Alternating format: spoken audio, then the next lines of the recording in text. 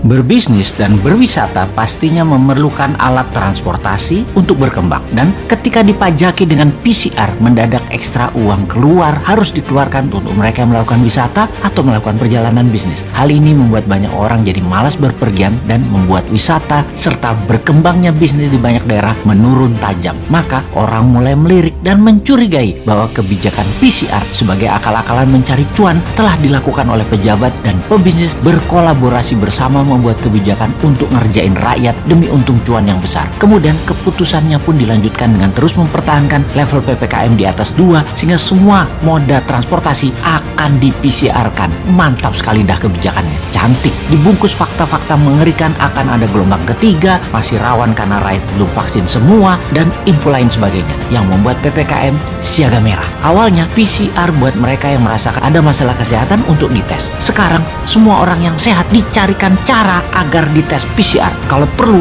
anak sekolah, penumpang ojek, naik bus, naik angkot, bajai semua harus menunjukkan hasil tes PCR. PCR menjadi kewajiban seperti vaksin. Vaksin gratis oleh pemerintah, tapi PCR bayar. Bayar ke swasta yang isinya adalah perusahaan milik pejabat berkuasa yang serba bisa tersebut. Sehingga kesimpulannya adalah it's not about pandemic, it's about demand and supply. Pertama-tama kita ucapkan terima kasih kepada majalah Tempo yang secara khusus menulis artikel Kongsi Pencari Rezeki. Sejumlah laboratorium tes PCR milik politikus dan konglomerat meraup untung saat pandemi COVID-19.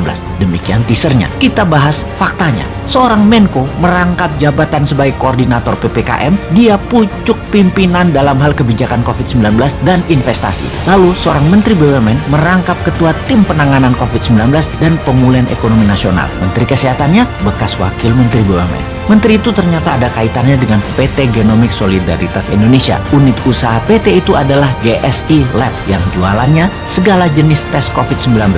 PCR swab, same days, swab antigen, PCR kumur, dan lain sebagainya. Dalam situs resminya, GSI Lab mengklaim memiliki 1.000 lebih klien korporat, melaksanakan 700.000 lebih tes, menyalurkan 5.000 tes gratis, dan donasi total 4,4 miliar. Poin penting, dia yang membuat kebijakan sebagai pemerintah, dia juga yang jualan barangnya. Kita bedah lebih dalam siapa pemilik PT Genomic Solidaritas Indonesia yang dibuat April 2020, sebulan setelah kasus COVID-19 pertama di Indonesia. Komposisi pemegang sahamnya adalah Yayasan Indika untuk Indonesia, Yayasan Adaro Bangun Negeri, Yayasan Northstar Bakti Persada, PT Toba Bumi Energi, PT Toba Sejahtera, PT Kartika Bina Medika Tama. PT Toba Bumi Energi dan PT Toba Sejahtera adalah entitas anak PT TBS Energi Utama Tbk atau Toba. Opung pernah mengakui katanya dia memiliki sedikit saham di situ. Pastinya dia adalah pendiri grup tersebut. Kita tidak usah merinci lebih dalam lagi dari nama-nama tersebut siapa saja mereka. Silahkan cari sendiri siapa pemiliknya. Toh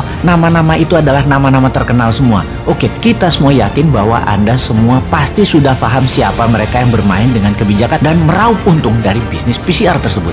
Itu semua jelas bisnis. Badan hukumnya saja PT. Tujuan PT adalah satu, yaitu laba. Ingat, bukan masalah orang dilarang berbisnis, tapi lihat dulu posisi siapa yang berbisnis. Sangat tidak bermoral menjadikan jabatan publik sebagai pintu masuk untuk berbisnis, memanfaatkan masa pandemi yang menyusahkan rakyat untuk menumpuk cuan. Di sisi lain, masyarakat berusaha dijejali dengan segudang prestasi seperti Indonesia menjadi pemimpin G20 atau prestasi apapun juga agar informasi benar yang memanfaatkan jabatan dan peraturan yang memaksa rakyat jadi pasar tidak ada yang peduli dan dianggap salah. Kita kembali ke intinya. Bisnis tes PCR ini adalah skandal di pemerintahan saat ini yang sangat memalukan. Sayangnya, menyeret hal ini untuk menjadi perkara hukum sepanjang pemimpin tertingginya masih polos seperti saat ini sangatlah sulit. Jadi, ya mari kita berpikir bagaimana caranya agar kekuatan moral masyarakat tersadarkan. Bukan menganggap informasi seperti ini adalah nyinyir anti pemimpin yang sangat baik dan berprestasi tadi. Bukan, tetapi masyarakat harus sadar dan membangun kekuatan bagaimana membendung kuasa-kuasa jahat yang selalu berhasil